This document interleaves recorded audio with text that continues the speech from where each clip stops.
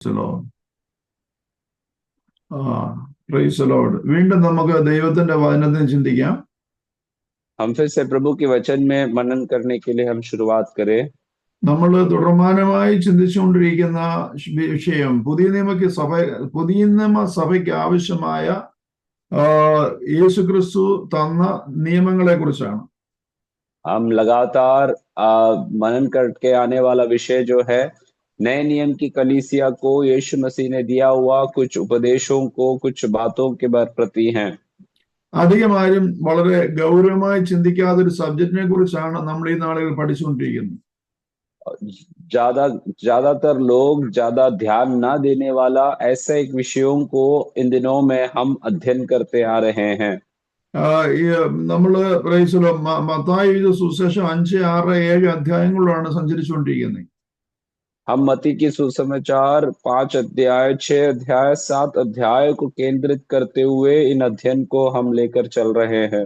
പഴയ നിയമത്തിൽ സീനായി പർവ്വതത്തിൽ വെച്ച് മോശ മുഖാന്തരം ഇസ്രായേലിന് ആവശ്യമായ നിയമം നൽകിയെങ്കിൽ ഇതാ വേറൊരു പർവ്വതത്തിൽ വെച്ച് യേശു ക്രിസ്തു പുതിയ നിയമ സഭയ്ക്ക് ആവശ്യമായ ദൈവിക പ്രമാണം നൽകുന്ന കാണുന്നു. पुराने नियम में सीरे पर्वत पे मूसा के साथ परमेश्वर ने इजरायली लोगों को उनकी आवश्यकता के में जो नियमों को, व्यवस्थाओं को प्रदान किया. तो नए नियम में हम देखते हैं कि यीशु मसीह यहाँ पर एक अलग पहाड़ पर अपने लोगों को कुछ बातों को, निर्देशों को, व्यवस्थाओं को प्रदान करते हैं. സീനായി പർവ്വതത്തിൽ വെച്ച് നൽകിയത് കേവലം യഹൂദജാതിക്ക് വേണ്ടി മാത്രമായിരുന്നെങ്കിൽ ഇതാ യേശുക്രിസ്തു നൽകുന്നത് സകല ഭൂസിംഹവാസികൾക്കും വേണ്ടിയുള്ളതാണ്.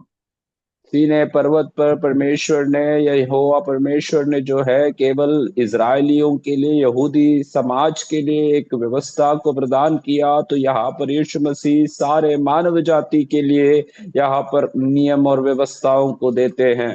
സീനായി പർവ്വതത്തിൽ വെച്ച് മോശ നൽകിയ പ്രമാണങ്ങൾ പ്രവാചകനും പുരോഹിതനും ന്യായാധിപനും രാജാവിനും വേണ്ടി യഹൂദജാതിയെ ലിമിറ്റ് ചെയ്യുകയായിരുന്നെങ്കിൽ പുതിയ നിയമ ശിഷ്യന്മാർക്ക് നൽകിയത് ലോകത്തിന്റെ അറ്റത്തോളം പോകുവാനാണ്.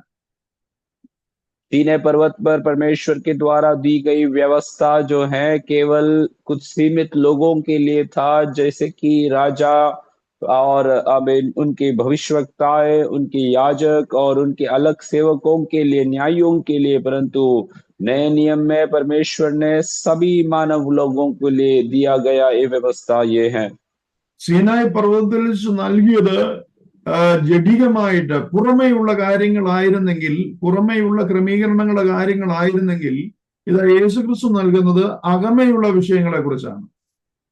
सीने पर्वत पर परमेश्वर ने जो है बाहरी रूप से कैसा एक व्यक्ति अपने आप को सही रखे, इसके प्रति कुछ आज्ञाएं या व्यवस्थाओं को था. परंतु यीशु मसीह ने यहाँ पर प्रभु के लोगों को नए नियम के लिए, कलीसियाओं के लिए दी गई व्यवस्थाएं जो हैं वो एक व्यक्ति के अंदरूनी हिस्से को किस प्रकार वो शुद्ध रखे, पवित्र रखे, इसके बारे में है. ഇന്നിപ്പോൾ നമ്മൾ ചിന്തിച്ചുകൊണ്ടിരിക്കുന്നത് മത്തായി 7 അധ്യായത്തിന്റെ 13 വാക്യം. हम कई दिनों से मत्ती के सुसमाचार 7 अध्याय उसके 13 से आगे आयतों को हम मनन करते आ रहे हैं. അതിന്റെ 13 ഇടുക്കുവാതിലൂടെ അകത്ത് കടപ്പിൻ, നാശത്തിലേക്ക് പോകുന്ന വാതിൽ വീതിയുള്ളതും വഴി വിശാലവും അതിൽ കൂടി കടക്കുന്നവർ അനേകരുമാകുന്നു.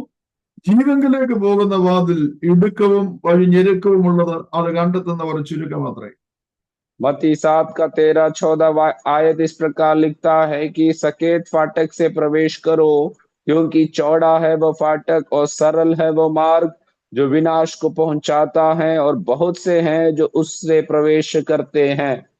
യേശുക്രിസ്തു അല്ലെങ്കിൽ ദൈവം ആരെയും നിർബന്ധിക്കുന്നില്ല ഒരു കാര്യത്തിനും. അവനെപ്പോഴും 2 ചോയ്സ് നമ്മുടെ മുന്നിൽ തരിക. ചോയ്സ് നമ്മുടേതാണ്, നമുക്ക് എന്ത് വേണമെങ്കിലും ചൂസ് ചെയ്യാം. यीशु मसीह कभी भी किसी भी व्यक्ति के प्रति किसी को भी जबरदस्ती नहीं करता है, परंतु विकल्प हमारे सामने देता है. यहाँ पर भी 2 विकल्प दिया गया है, चुनना हमारा है. ഒരു മനുഷ്യന്റെയും ഫ്രീ വില്ലിനെ ഹനിക്കുവാൻ ദൈവം ആഗ്രഹിക്കുന്നില്ല. അതുകൊണ്ട് തന്നെയാണ് ഏദൻ തോട്ടത്തിൽ വെച്ച് ദൈവം പറഞ്ഞ ഈ വൃക്ഷത്തിന്റെ ഫലം തിന്നുന്ന നാൾ നീ മരിക്കും എന്ന്. അതിന്റെ അർത്ഥം തിന്നുകയോ തിന്നാതിരിക്കുകയോ ചെയ്യാം, പക്ഷെ തിന്നുന്ന നാൾ നീ മരിക്കും.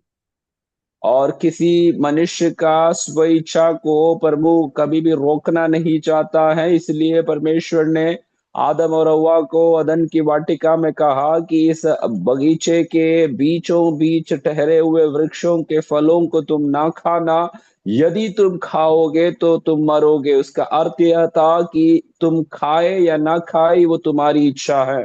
നന്മയും തിന്മയും അനുഗ്രഹവും ശാപവും ജീവനും മരണവും ഇരുളും വെളിച്ചവും അവൻ നമുക്ക് തന്നിട്ടുണ്ട്. अच्छाई बुराई और अनुग्रह और श्राप और ज्योति और अंधियारा, इस सब का चुनाव परमेश्वर ने हमारे जीवन में हमें दिया हुआ है। ഇവിടെ ഇത് രണ്ട് വാതിൽ, ഒന്ന് വലുതും വിശാലവുമായത്, രണ്ട് ഇടുക്കവും ഞെരുക്കമുള്ളത്. यहाँ पर देखिए दो दरवाजों को हम देखते हैं, एक है चौड़ा और विशाल मार्ग, दूसरा है सकरा और सकेत फाटक। ഇവിടെ ഏതിലൂടെ നിങ്ങൾ സഞ്ചരിക്കണം എന്ന് കർത്താവ് പറയുന്നില്ല, ചോയ്സ് നിങ്ങളുടേതാണ്. പക്ഷേ വലിയ വാതിലൂടെ സഞ്ചരിച്ചാൽ അതിന്റെ അവസാനം നാശമാണ്. ഇടുക്കവും ഞെരുക്കമുള്ള വാതിലൂടെ യാത്ര ചെയ്താൽ അത് ജീവന്റെ വഴിയാണ്. यहाँ पर परमेश्वर कहाँ से आपको हमें जाना है इसके बारे में हमें स्पष्ट बताता नहीं है, परंतु यह बात स्पष्ट कराता है कि विशाल मार्ग से जो जा रहा है उसका अंत विनाश की ओर है, और जो सकरा और सकेत फाटक को चुनता है वे जीवन को पाते हैं। വീതിയുള്ള വാതിലും വഴി വിശാലവുമായുള്ള യാത്ര ചെയ്യാൻ റെസ്ട്രിക്ഷൻസിന്റെ ആവശ്യമില്ല, ഡിസിപ്ലിന്റെ ആവശ്യമില്ല. അവിടെ കളർഫുൾ ആണ്, കൺവീനിയന്റ് ആണ്, ലക്ഷറിയസ് ആണ്. और जो चौड़ा मार्ग है, विशाल मार्ग है, वहां पर से चलकर जाने के लिए कोई भी प्रकार का नियम या रोक टोक नहीं है। जहाँ जैसी मर्जी वो जा सकता है, वहां पर कोई अनुशासन नहीं है, कोई नियम कानून नहीं है। जैसा हमें चाहे, जैसा एक व्यक्ति चाहे वैसे वो चल सकता है। ആ ചെറിയ വാതിലിലൂടെ കടക്കുവാൻ ശ്രമിച്ച് കണ്ടുപിടിക്കേണ്ടിയിരിക്കുന്നു. ആ കണ്ടുപിടിക്കുന്നത് വളരെ ചുരുക്കമാണ്, കടക്കുന്നത് തന്നെ ചുരുക്കമാണ്. കടന്നാൽ തന്നെയും വളരെ വളരെ ബുദ്ധിമുട്ടിലൂടെയാണ് യാത്ര ചെയ്യേണ്ടത്. और जो सकरा मार्ग है, सकेत फाटक को ढूंढना ही एक बड़ा कार्य है। वो जो ढूंढने वाला बहुत कम है कर वचन लिखता है, और उसमें से चलकर पार करने वाले भी बहुत कम हो जाते हैं, और उनका जो मार्ग है वो भी बहुत कठिन रह जाता है। നമുക്ക് ഒരുപാട് റെസ്ട്രിക്ഷൻസ് ഉണ്ട്, നമ്മെ തന്നെ ഡിസിപ്ലിൻ ചെയ്യേണ്ടതായിട്ടുണ്ട്. हमारे इस मार्ग में बहुत सारे हमें रोक है, बहुत सारे हमारे जीवन में अनुशासन को पालन करते हुए हमें इस मार्ग में आगे बढ़ना आवश्यक है। വിശാലമായ വഴിയിലൂടെ യാത്ര ചെയ്യുന്നവരും അവരവർ തന്നെ ഓരോ ദിവസവും വിശാലമായും ഇരിക്കും, വഴിയും വിശാലമായിരിക്കും. और जो विशाल मार्ग में यात्रा करते हैं वे अपने आप में ही उनको सारी विशालताओं को वो अनुभव करते हैं, और उनके सामने जो मार्ग है वो भी विशाल उनको दिखाई देता है। ആ ഇടുക്കമുള്ള വാതിലൂടെ യാത്ര ചെയ്യാൻ തീരുമാനിച്ചാൽ ആ വാതിലിന്റെ വലുപ്പത്തിൽ നാം നമ്മെ തന്നെ ബ്രേക്ക് ആൻഡ് മോഡ് ഉടച്ചു വാർക്കേണ്ടിയിരിക്കുന്നു. और यदि हम सकेत फाटक से होकर जाने के लिए हम यदि इच्छा करते हैं, तो उसमें से होकर जाने के लिए हमें अपने आप को तोड़कर पुनर्निर्माण करते हुए उसमें से होकर हमें बाहर निकलना है। ഇന്ന് ഞാൻ ചിന്തിക്കുവാൻ ആഗ്രഹിക്കുന്നത്, കഴിഞ്ഞ നാളുകളുടെ തുടക്കമായിട്ട് ഈ വിശാലമായ വഴിയുടെ ഉറവിടം എവിടെയായിരുന്നു? और आज हम मनन करने के लिए इच्छा करने वाला जो विषय है, पिछले दिनों में हमने बताया हुआ बात के साथ ही मैं लेकर आगे चलना चाहता हूं कि ये विशाल या चौड़े फाटक का स्रोत या शुरुआत कहाँ से है। എല്ലാറ്റിനും ഒരു ഉറവിടമുണ്ടല്ലോ. सब का एक शुरुआत होता है, एक स्थान होता है जहां से वो निकलता है। ഈ വിശാലമായ വഴിക്ക് ഒരു ഉറവിടമുണ്ട്. ये विशाल या चौड़े फाटक या रास्ते में एक शुरुआत है, वो हम देख सकते हैं। എനിക്കറിയാം ഇങ്ങനെ പോയാൽ ഇന്നുകൊണ്ട് ഇത് തീരത്തില്ലെന്ന് എനിക്കറിയാം ഈ സബ്ജക്ട്. और मैं जानता हूं कि ऐसे अगर हम जाएंगे तो आज भी ये विषय समाप्त नहीं कर पाएंगे। പക്ഷെ എന്നെ കേൾക്കുന്ന നിങ്ങൾക്ക് ചിന്തിക്കുവാൻ തക്കവണ്ണം ചില പോയിന്റ്സ് മാത്രം തന്നെ ഞാനിന്ന് കൺക്ലൂഡ് ചെയ്യാൻ ആഗ്രഹിക്കുന്നത്.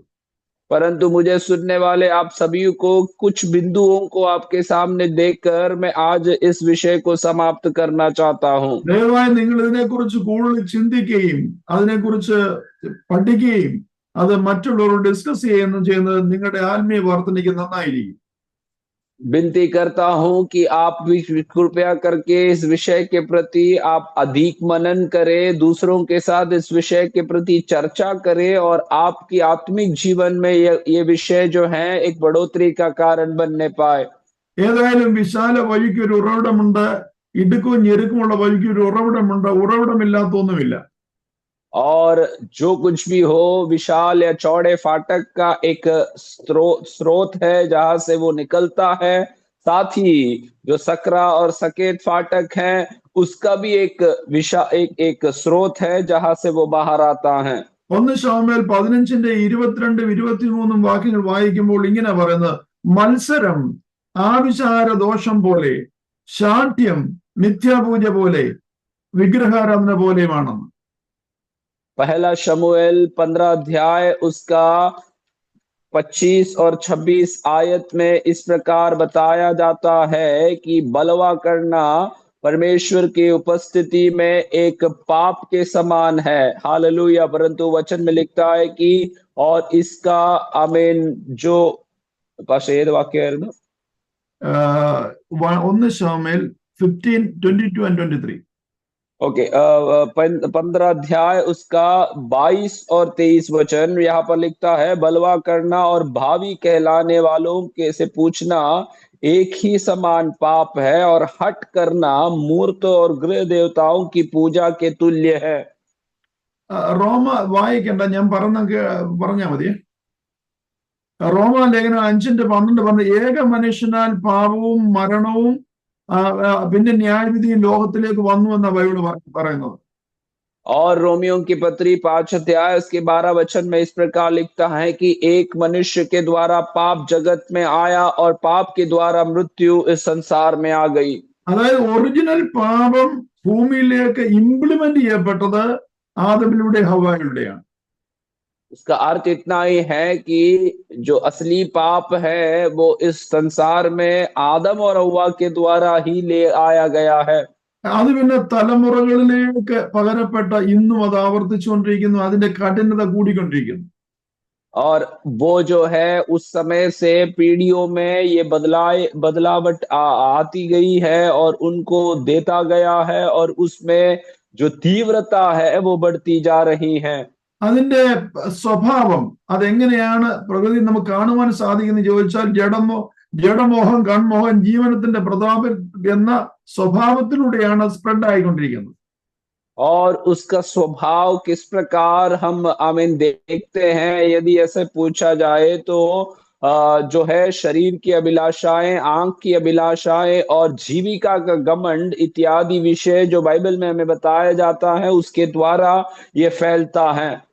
ആദമും ഹവ്വയല്ല പാപത്തിന്റെ ഉറവിടം, പക്ഷെ ആ പാപം ഇംപ്ലിമെന്റ് ചെയ്യപ്പെടുന്നത് പ്രായോഗികമായി തീരുന്ന ആദമിലും ഹവ്വയിലുമാണ്.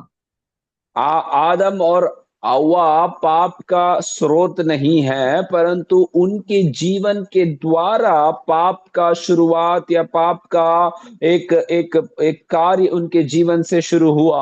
നമുക്ക് യേശയ്യാ പ്രവാചകന്റെ പുസ്തകം 14 അധ്യായം 12 മുതലുള്ള വാക്യങ്ങൾ ഞാനൊന്ന് വായിക്കാം, ഹിന്ദിയിലും വായിക്കും. അരുണോദയ പുത്രനായ ശുക്ര, നീ എങ്ങനെ ആകാശത്തു നിന്ന് വീണു? ജാതികളെ താഴ്ത്തിക്കളഞ്ഞവനെ, നീ എങ്ങനെ വെട്ടേറ്റ് നിലത്ത് വീണു? ഞാൻ സ്വർഗത്തിൽ കയറും, എന്റെ സിംഹാസനം ദൈവത്തിന്റെ നക്ഷത്രങ്ങൾക്ക് മീതെ വയ്ക്കും. ഉത്തരദിക്കിന്റെ അതിർത്തിയിൽ സമാഗമ പർവ്വതത്തിന്മേൽ ഞാൻ ഇരുന്നരുളും. ഞാൻ മേഘോന്നതങ്ങൾക്ക് മീതെ കയറും, ഞാൻ അത്യുന്നതനോട് സമമാകും എന്നല്ലോ നീ ഹൃദയത്തിൽ പറഞ്ഞത്. എന്നാൽ പാതാളത്തിലേക്ക്, നാശകൂപത്തിന്റെ അടിയിലേക്ക് തന്നെ വീഴും. यहाँ पर लिखा है यशायाह नबी की पुस्तक 14 अध्याय उसके 12-13 आयतों में, हे भोर के चमकने वाले तारे, तू कैसे आकाश से गिर पड़ा है? तू जो जाति जाति को हरा देता था, तू अब कैसे काट कर भूमि पर गिराया गया है? तू मन में कहता तो था, मैं स्वर्ग पर चढ़ूंगा, मैं अपने सिंहासन को ईश्वर के तारागण से अधिक ऊंचा करूंगा और उत्तर दिशा की छोर पर सबा के पर्वत पर विराजूंगा। ദൈവത്തിന്റെ നിയന്ത്രണത്തിൽ നിന്നും, ദൈവത്തിന്റെ അധീനത്തിൽ നിന്നും, ദൈവത്തിന്റെ കൽപ്പനയിൽ നിന്നും, ദൈവത്തിന്റെ കവറിങ്ങിൽ നിന്നും സ്വതന്ത്രനായി തീരുവാൻ ആഗ്രഹിക്കുന്ന ഒരു ദൈവദൂതന്റെ കാര്യമാണ് ഇവിടെ കേൾക്കുന്നത്. അവന്റെ പേര് ലൂസിഫർ എന്നാണ്. അവന്റെ ഹൃദയത്തിനകത്താണ് ആദ്യം പാപം മുളയ്ക്കുന്നത്. और हम वचन में देखते हैं कि परमेश्वर के नियंत्रण के अधीन रहने से, परमेश्वर के उस प्रभुता के भीतर रहने से, परमेश्वर के उस अधीन रहने से, आमीन, अपने आप को स्वतंत्र करते हुए और अपने आप को आजाद करते हुए रहने के लिए एक प्रधान स्वर्गदूत इस प्रकार चाहता था, और उसका नाम लूसीफर है। और वहां उसी के द्वारा पाप का शुरुआत होता है। മത്സരം എന്ന ആ ഫോർമുല, മത്സരം എന്ന ആ വാക്കിലൂടെ, മത്സരം എന്ന സ്വഭാവത്തിലൂടെ ഒരു പുതിയ വാതിൽ, ഒരു വിശാലമായ സ്വാതന്ത്ര്യത്തിന്റെ വാതിൽ ഇവിടെ തുടങ്ങുകയാണ്. और हमने जिस प्रकार शमूएल के पुस्तक में पढ़ा, और साउल के जीवन में जैसे वे बलवा करता है, उसी के द्वारा और उसी रास्ते से पाप इस संसार में एक व्यक्ति को आजाद करने के प्रति उसके मन में सोच डालकर उसको जीवन में ऐसे कार्यों को, पाप के कार्यों को लेकर आता है। എന്നെ കേൾക്കുന്ന നിങ്ങൾ സ്വയം ചിന്തിച്ചാൽ മനസ്സിലാക്കുവാനായിട്ട് സാധിക്കും, ഇന്ന് സമൂഹത്തിൽ കാണുന്ന സകല പ്രശ്നങ്ങളുടെയും ഉറവിടം മത്സരബുദ്ധിയാണ്. और आप मुझे सुनने वालों, आप ये बात को यदि गौर से देखेंगे तो आप ये बात को समझ पाएंगे कि आज इस संसार में देखने वाले हरेक पाप का स्रोत बलवा ऐसे कारणों से ही उत्पन्न होता है। എല്ലാ മനുഷ്യനും അവനവന്റെ ഇഷ്ടത്തിന് ജീവിക്കാൻ ഒരു സ്വാതന്ത്ര്യം ആവശ്യപ്പെടുക. और हर एक व्यक्ति जो है अपनी अपनी इच्छा से जीने के लिए वे अपने आप में एक स्वतंत्रता को चाहता है। ഇവിടെ സർവശക്തനായ ദൈവത്തിന്റെ ദൂതനായിരുന്ന ലൂസിഫറിന്റെ ആഗ്രഹം ദൈവത്തോട് സമനാകണം എന്ന മത്സരബുദ്ധി അവന്റെ ജീവിതത്തിൽ ഉണ്ടായതാണ് അവന്റെ നാശത്തിന്റെ കാരണം. यहाँ पर सर्वशक्तिमान परमेश्वर के सम्मुख में से अपने आप को स्वतंत्र जानना है और प्रभु के अधीनता से वे स्वतंत्र हो जाना है, ऐसा चाहत रखने वाला एक स्वर्गदूत लूसीफर के जीवन से इस बात का शुरुआत होता है, क्योंकि उसका आग्रह इस प्रकार का था। അതിലൊരു പാരലൽ സിസ്റ്റം, അഡ്മിനിസ്ട്രേഷൻ സിസ്റ്റം ആരംഭിക്കാൻ തുടങ്ങിയ. और वे क्या करते हैं कि परमेश्वर का जो शासन है उसी के साथ साथ अगला एक शासन को उसी के बराबर में शुरुआत करने की कोशिश वो कर रहा है। ഇന്നും അന്നും സാത്താന്റെ ഒരേ ഒരു ചിന്ത, ദൈവം എന്തു പറയുന്നു അതിനെതിരായിട്ട് മനുഷ്യനെയും കൊണ്ട് പ്രവർത്തിപ്പിച്ചിട്ട് ഒരു പാരലൽ സിസ്റ്റം, ഒരു അഡ്മിനിസ്ട്രേഷൻ സിസ്റ്റം ഉണ്ടാക്കിയെടുക്കുക. आज और तभी हमेशा से शैतान करने वाला एक कार्य क्या है पूछा गए तो वचन हमें बताता है कि जो परमेश्वर कहता है उसके खिलाफ में मनुष्य से वो कार्य करवाने की कोशिश करवाता है, और उसी के द्वारा परमेश्वर के समानता में एक अलग शासन को वो शुरू करने के लिए और चलाने के लिए वो चाहता है। ആ വഴിയുടെ അവസാനം നാശമാണ്. ഇവിടെ ബൈബിൾ യേശയ്യാപ്രവചനത്തിൽ കാണുന്നത്, നീ പാതാളത്തിലേക്ക്, നാശകൂപത്തിന്റെ അടിയിലേക്ക് തന്നെ വീഴും. और उस रास्ते का जो अंत है वो विनाश की ओर है। जैसे यशायाह नबी की पुस्तक में हमने जैसे पढ़ा, वचन में कहता है कि उसका अंत जो है वे अधोलोक के अंदर जा बसेंगे। ദൈവം നമുക്ക് വെച്ചിരിക്കുന്ന കവറിങ് നമ്മുടെ അനുഗ്രഹത്തിനാണ് നാം ചിന്തിക്കുന്നുവെങ്കിൽ അത് നമ്മുടെ ജീവിതത്തിൽ അനുഗ്രഹമായിരിക്കും. और परमेश्वर ने हमारे ऊपर रखी हुई सुरक्षा का जो कवच जो है वो हमारी आशीष के लिए है, अनुग्रह के लिए। यह अगर हम समझेंगे तो हमारे लिए वो भला होगा। അതിൽ നിന്നും പുറത്തിറങ്ങുവാൻ ശ്രമിക്കുന്ന ഏതൊരുവനും നാശകൂപത്തിലേക്ക് പോകുന്ന ചരിത്രമാണ് നമ്മുടെ ചുറ്റും കാണുന്നത്. और उसमें से बाहर निकलकर स्वतंत्रता चाहने वाला हर एक व्यक्ति अपने आप को विनाश की ओर ले जाता है। यही हमें इतिहास सिखाती है। മാതാപിതാക്കളെ അനുസരിച്ച് ജീവിക്കുവാൻ കുഞ്ഞുങ്ങളോട് കർത്താവ് പറയുമ്പോൾ മാതാപിതാക്കളുടെ നിയന്ത്രണത്തിൽ നിന്ന് അവർ പുറത്തിറങ്ങുവാൻ ശ്രമിക്കുന്നത് അവർക്ക് സ്വാതന്ത്ര്യത്തിന് വേണ്ടിയാണ്. माता पिता का अनुसरण करते हुए अपने माता पिता के अधीन रहने के लिए जब बच्चों को बताया जाता है और बच्चे चाहते हैं कि माता पिता की उस अधीनता से बाहर निकलकर वे अपने आप में एक स्वतंत्रता आजादी को अनुभव करें। ഒരു കാലഘട്ടമാകുമ്പോൾ അവരവർക്ക് തന്നെ തോന്നും ഇനി എനിക്ക് സ്വയമായി എന്തെങ്കിലുമൊക്കെ ചെയ്യാൻ സാധിക്കുമെന്ന് ചിന്തിച്ച് മാതാപിതാക്കൾ മത്സരിച്ച് അവർ പുറത്തിറങ്ങുന്നു ആ മുടിയനായ പുത്രനെ പോലെ. और एक समय बीतने के बाद वे लोग अपने आप में इस प्रकार से सोचने लगते हैं कि अब हम अपनी माता पिता के अधीन रहने से हम बाहर निकलेंगे, हम अपने आप में कुछ कार्यों को करेंगे और ऐसे उस उड़ाऊ पुत्र के समान वो अपने जीवन को आमीन फंसा देते हैं। ഭാര്യ ഭർത്താക്കന്മാർ ദൈവം വെച്ചിരിക്കുന്ന നിയന്ത്രണങ്ങൾക്കും നിയമങ്ങൾക്കും അപ്പുറമായി ചിന്തിക്കുമ്പോൾ ആ കുടുംബ ജീവിതം തകർച്ചയിലേക്ക് പോകുന്നു. और जब पति पत्नी परमेश्वर ने रखा हुआ नियमों को या परमेश्वर ने रखी हुई सीमाओं के बाहर जब निकलने की कोशिश करते हैं, जो परमेश्वर का स्वतंत्रता या नियम के बाहर वो चले जाते हैं।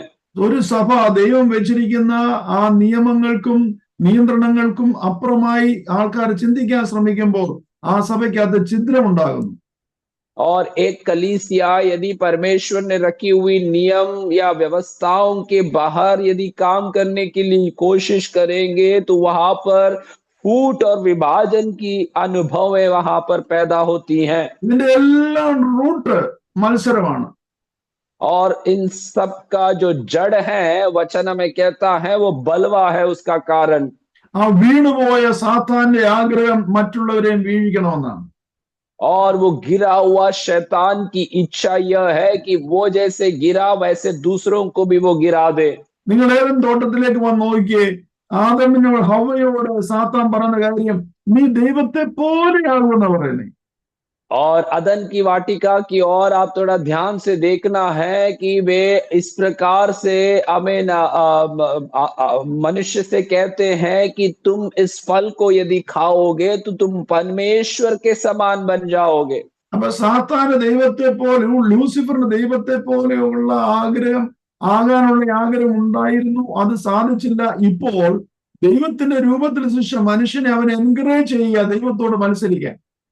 और उसका अर्थ इतना ही है कि पहले लूसीफर जो था उसे पहले अपने आप में परमेश्वर के समान या प्रभु से भी बढ़कर बनने की इच्छा थी और उसी से वो संभव नहीं हो पाया, तो उसी ने मनुष्य को जो प्रभु के स्वरूप में बनाए हुए सृष्टि है उसे ऐसे बोलकर भटकाने की कोशिश कर रहा है। നിരന്തരമായ ലൂസിഫറിന്റെ കൗൺസിലൂടെ ഹവ്വ വീണുപോയി. और निरंतर लूसीफर के द्वारा सलाह पाकर हवा जो है वो उस पाप में गिर जाती हैं। അവൾക്കും തോന്നി എനിക്കും ദൈവത്തെ പോലെയാകാൻ സാധിക്കും, ദൈവം എനിക്കെതിരായിട്ട് വെച്ചിരിക്കുന്ന നിയമം ഞാൻ ദൈവത്തെ പോലെ ആകാതിരിക്കാൻ വേണ്ടിയാണെന്ന് ചിന്തിച്ച് അവളും ചിന്തിച്ചു എനിക്കും ദൈവത്തെ പോലെയാകണം.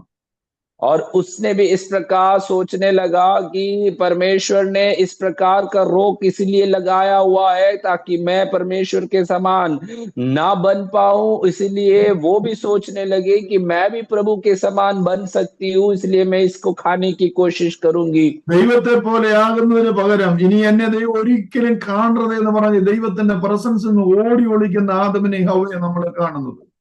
और परमेश्वर के समान बनने से बढ़कर अब प्रभु मुझे कभी भी देखे ना, ऐसे परमेश्वर की उपस्थिति से भागने वाले आदम और हव्वा को उस बगीचे में हम देख पाते हैं। ആബേലിന്റെ രക്തം ചൊരിഞ്ഞ കയ്യിനെ നിങ്ങൾ നോക്കിക്കേ, അവനും ഓടി ഒളിക്കുവാൻ ശ്രമിക്കുക. आबेल के आमीन उस लहू को बहाया हुआ या आमीन आबेल के जीवन को खत्म किया हुआ काहीन को आप देखे, कैन भी हमेशा के लिए परमेश्वर की उपस्थिति से भागकर निकल जाते हैं। അതുകൊണ്ടാണ് എഫേസ്യരുടെ 4:18 പറയുന്നത് അവർ ദൈവത്തിൽ നിന്ന് അകന്നു എന്ന് പറയുന്നത്. और इसलिए इफिसियों की पत्री 4 के 18 आयत में इसके लिए लिखता है कि वे परमेश्वर से अपने आप को दूर कर दिए। ആത്മഹത്യ, കൊലപാതകം, ദൈവഹത്യ, മത്സരം മനുഷ്യനെ പാപത്തിൽ നിന്ന് പാപത്തിലേക്ക് കുഴിച്ചു മൂടുവാനിടയായി.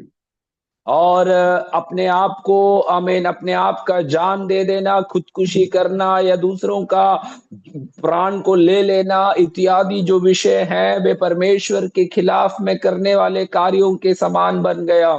ഇന്നും മനുഷ്യൻ ഹൃദയത്തിൽ പാപത്തെ താലോലിക്കുന്നുണ്ട്. आज भी मनुष्य जो है अपने अपने हृदय में पाप को अपने लालसाओं के साथ लेकर चलते हैं। അവൻ പാപത്തെ താലോലിച്ച് ഒരു ദിവസം ആ പാപം അവനെ മരണമാക്കി തീർക്കുന്നു.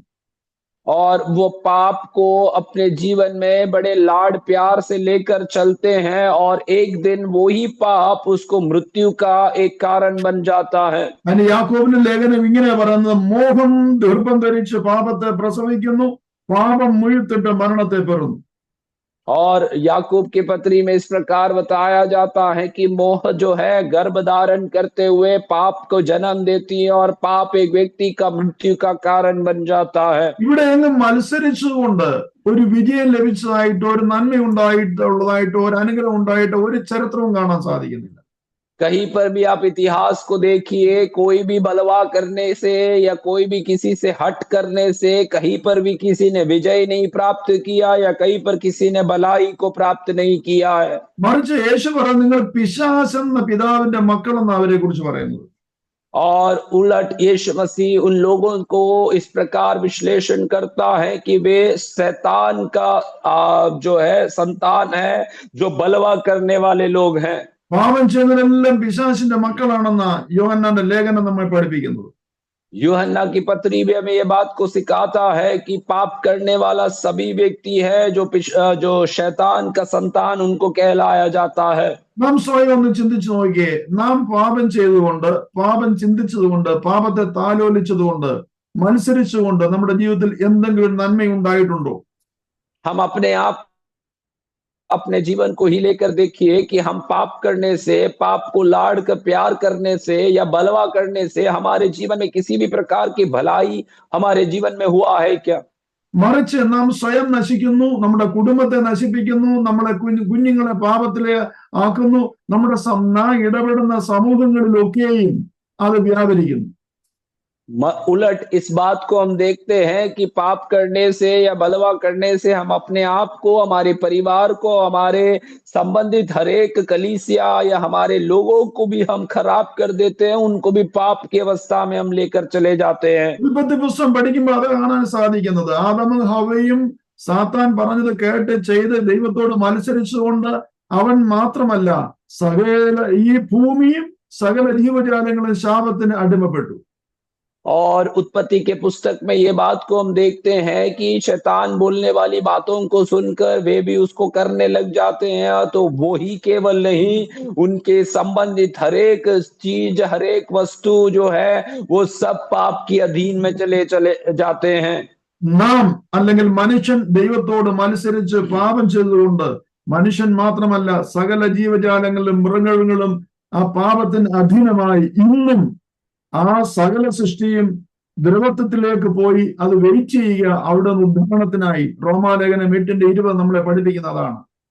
रोमियो की पत्री 8 अध्याय में ये बात हमें सिखाते हैं कि हम ही केवल नहीं, हमारे साथ ही साथ सारी पृथ्वी, सारे भूमंडल के हरेक वस्तुएं जो हैं वो भी उस पाप की अधीनता में चले गए हैं और आज कराते हुए उस उद्धार के दिन की वो प्रतीक्षा कर रहे हैं। ഈ വിശാലമായി തിരഞ്ഞെടുക്കുന്നതിന്റെ അന്തം ശാപമാണ്, അത് ഡിസ്ട്രാക്ട് ചെയ്യപ്പെടുന്നതാണ്, അത് നാശത്തിലേക്ക് പോകുന്നതാണ്.